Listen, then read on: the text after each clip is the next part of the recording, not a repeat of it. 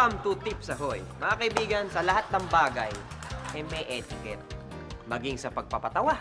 Diba? Hindi pwedeng patawanin lang basta-basta mga tao.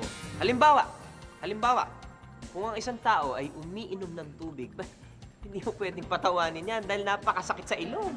At saka, naku, embarrassing. Bigla ba namang nadapa? Doon sa maraming tao. Nakakahiya. Ang tsura niya, oh.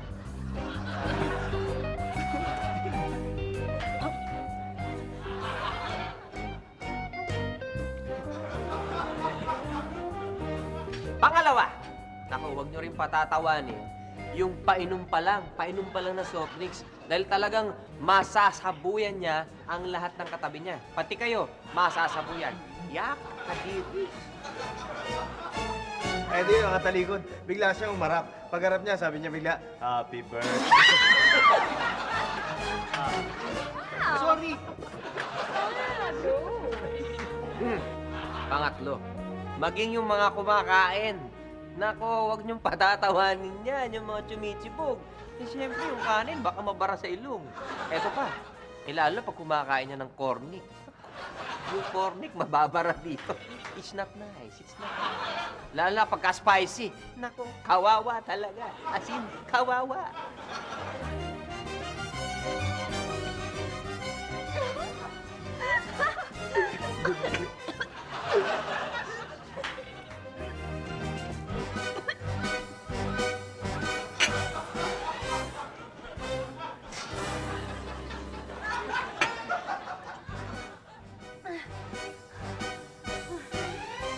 Pangapat, bawal na bawal din patawanin yung mga bagong opera.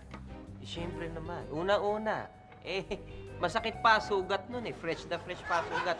Pangalawa, siyempre kung cesarean, di bumuka siya nun, ikaw pa sasagot ng pagpapatahi nun.